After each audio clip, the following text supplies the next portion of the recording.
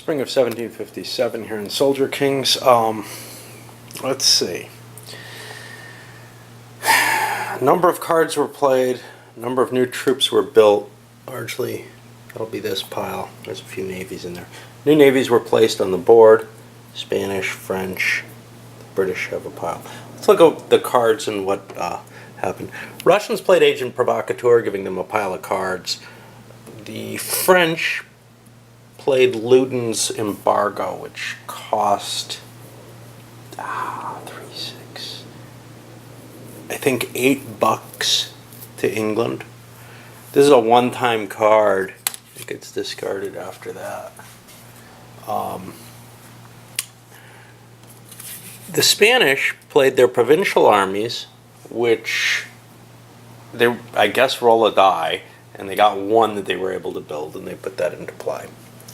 And then the Spanish also played buyback-based currency for the French, allowing them to roll a couple of dice, pay $10, and get rid of that counter that was going to start costing them money.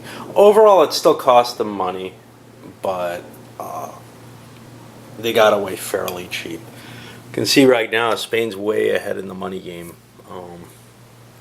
and they're hoping to keep it that way, but they've got to kind of play a balance, trying to keep France and England at war and seeing where they can maybe gain their advantage. Right now, I think what they're going to be doing is they're going to be trying to take some of the Indian territories, the North American Indians, to put themselves in a situation where they're in a better position to deal with the British, if need be, or the French for that matter. I mean, they also have to get their navies into shape so that they can take on either England, perhaps France. France they can handle. I mean, they can maybe not handle, but they can cope with right at the beginning. They can fight across that mountain line. They just don't want to do that again if they can help it. So England, or maybe even the Dutch, are kind of options for Spain to go after. All right, well, it's time to do the silly initiative rolling thing, and then start the turn. So I just completed the English turn. They gathered their forces here to try another siege on the Netherlands. They're failing, and there's a large French force that may just chase them out pretty easily. The English rearranged their navy, put a blockade on the French new navy in Brittany, as well as hunting down Savoy's navy out here. They used the pirate fleet for this, and they also sent Hawke out to do it, which weakens their strength here, but they still have the advantage. The one thing that came to my mind with the naval combat that disturbed me, the retreat rules for naval combat allow you to just retreat into a sea zone, which makes sense if there's no port nearby, and maybe the player should have that option, but the refit rules seem to allow navies to refit out at sea. I really dislike that, and I'm gonna not allow that. But again, it seems like not a lot of effort was put into making this make the most sense possible. Alright, onward. We're going to hit, Russia next. Okay, the Russians moved down and successfully sieged Moldavia. And a couple of their units got chased off by that. The Turks on their turn played a couple of things. Cossack Revolt, which forced the Russians to pull another army out. It's their choice, it turns out. Dysentery, which reduced a step on their best unit. But then the Russians played false orders and bad intelligence to push a Turkish unit out of range to attack, and also used its movement for the turn. Turks gathered their forces to try to stem that tide. They actually have a card to try to bring the Crimea into the game, but there's no point in doing it when there's Russian armies all near here. If the Russians push deeper into Turkey, they can use it, or if the Turkish army is also adjacent to Crimea, but right now it's just not reasonable. Okay, now we go on. It looks like Prussia's next. Okay, Prussia launched a massive attack into Bohemia, and they used a new leader card to give them Henry, and a troop revolt to push an Austrian unit out of the space and to take attrition or desertion loss. They paid 4 for unlimited attacks, and they had about a 3-2 advantage. They had about 30 strength to 20 for the Austrians. The Austrians, however, played burned bridges. That halves the strength of the Prussians. Now, the Prussians are committed. As far as I'm concerned, they have to make 1 round of attack at least. So that was done. And they took, I think, 6 points of losses, which counted out as 3 different steps. They didn't want to take the tiniest units for this. But they also didn't want to take their monsters particularly.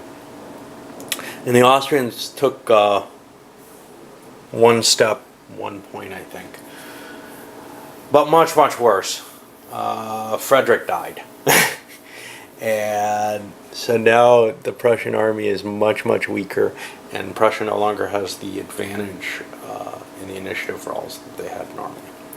Alright, well, things look much, much worse for Prussia now. French troops moved into place in the Austrian Netherlands, and they also hired Holy Roman Empire troops. The Holy Roman Empire managed to capture Hanover, taking that from the British. But the English army here defeated the French. They first tried playing a Jesuit plot card to rip Savoy out of the French hands. The French played an act of God to prevent that. But then they played this local assistance card. It only gave them 1 extra strength point. But was there more? No, I don't think there was more. And the good quality English units defeated the massive French units and also killed the French leader, D'Estrées. And I think the French have a couple of leaders left. They have Saint-Germain for there and Montcalm for over in North America. But the French decided to withdraw completely at that point, and Cumberland's been victorious over here in the Netherlands. We should have a Marlborough counter, shouldn't we? It should be really good. Oh no, for this. I see Saint-Germain, and I think, yeah, no, this is, the English don't have anyone too good. Ferdinand's as good as it gets. Okay, wrong war. So now we're moving on to what's left? Spain, Austria, and the Dutch.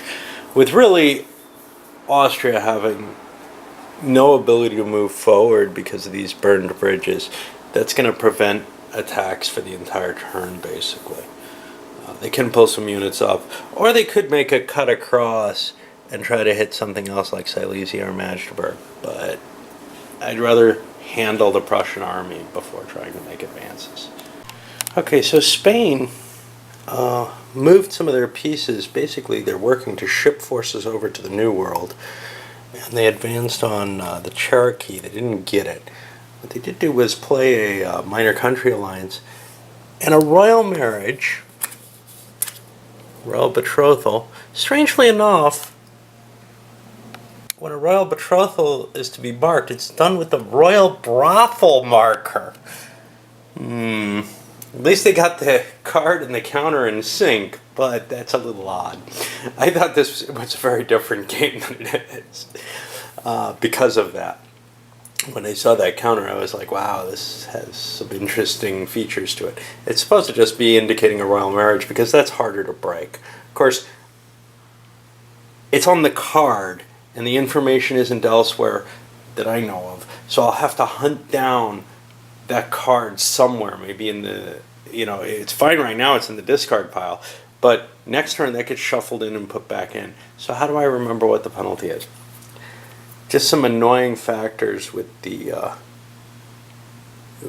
player aids, etc. of the game. There should be more information for those cards, or on the counters perhaps, indicating.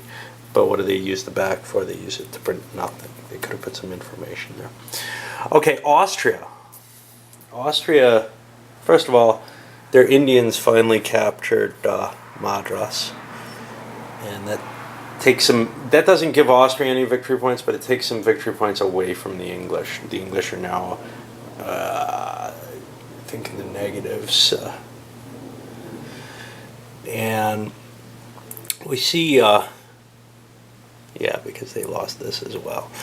We see the Austrians actually pushed forward into Saxony, leaving Bohemia behind. Now that's going to allow the Prussians to siege Bohemia pretty easily, but they grabbed Saxony, restored it. Saxony's a minor country, so it's kind of cool to do that. They had to retreat due to the siege, but because it's a siege and not a battle, they were able to retreat into Hesse under the protection of the French forces there. And they can gather together into a force and attack together as long as both people cooperate there. We're on to the Dutch. I doubt they're doing much of anything. They're trying to avoid this war.